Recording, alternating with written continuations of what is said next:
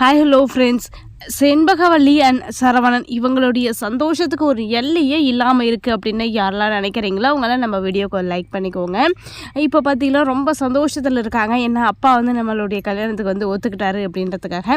ஆனால் அவர் எதுக்காக ஒத்துக்கிட்டாரு, மறுபடியும் வந்து என்ன கண்டிஷன் போட போகிறாரு அப்படின்ற விஷயம் புரியாமல் செண்பகவல்லி ஒரு பக்கம், சரவணன் ஒரு பக்கம் பார்த்திங்கன்னா சந்தோஷத்தில் இருக்காங்க. எப்படியாவது வந்து ரம்யாவோடைய என்னை வந்து சேர்த்து வச்சுருவாங்க, கல்யாணம் பண்ணி வச்சுருவாங்க, அதுக்கப்புறம் வந்து நம்ம சந்தோஷமாக இருக்கலாம் அப்படின்ற மாதிரி சரவணன் ஒரு பக்கம் பார்த்திங்கன்னா கனவு காணுக்கிட்டு இருக்காங்க. ஆனால் எந்த ஒரு கனவுமே வந்து நிஜமாக போகிறதில்ல.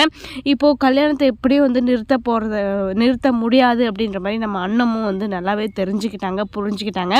இப்போது அவன் எதுக்காக கல்யாணம் பண்ணிக்கிட்டு வரா, நம்மளுடைய நிம்மதியை கெடுக்கிறதுக்காக, நம்மளுடைய வாழ்க்கையை கெடுக்கிறதுக்காக. அப்போது நம்ம இந்த வீட்டில் இருந்தால் தானே அப்படின்ற மாதிரி வந்து நம்ம அண்ணன் பார்த்திங்கன்னா ஒரு அதிரடியான முடிவு எடுத்துட்டாங்க, தனி கொடுத்தனும் போகிறதுக்காக. இப்போது நம்ம அண்ணன் எடுத்திருக்கிற முடிவு பார்த்திங்கன்னா நம்ம சண்முகத்துக்கு ஒரு பெரிய பேரிடியாகவே இருக்குது.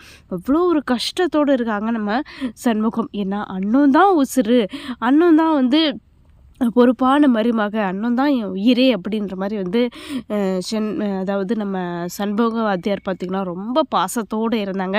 ஆனால் இனிமேல் வந்து மருமக அப்படின்ற ஸ்தானத்திலிருந்து பார்த்திங்கன்னா நம்ம அண்ணத்தை பிரிஞ்சு எப்படி தான் வந்து நம்ம சண்முகம் இருக்க போகிறாரு அப்படின்றது தாங்க இதில் மிகப்பெரிய கேள்விக்குறியாக இருக்குது. சண்முகத்துக்கு எவ்வளவு வருத்தமாக இருக்கும், அதை விட அதிக அளவில் வந்து நம்ம அண்ணத்துக்கும் வருத்தமாக இருக்குது.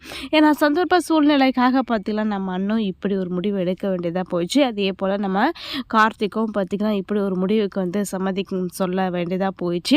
அடுத்ததாக வந்து நம்ம செண்பகவல்லியுடைய ஆட்டம் எது நாள் வரைக்கும் நீடிக்க போகுது, அது மட்டும் இல்லாமல் நம்ம ரம்யா எவ்வளவு நாளைக்கு தான் வந்து செண்பகத்தை ஏமாற்ற போகிறாங்க அப்படின்றத நம்ம பொறுத்து வந்து பார்க்கலாம். இந்த மாதிரி இன்ட்ரெஸ்டிங்கான வீடியோ கேட்க நம்ம சேனலை சப்ஸ்கிரைப் பண்ணிக்கோங்க.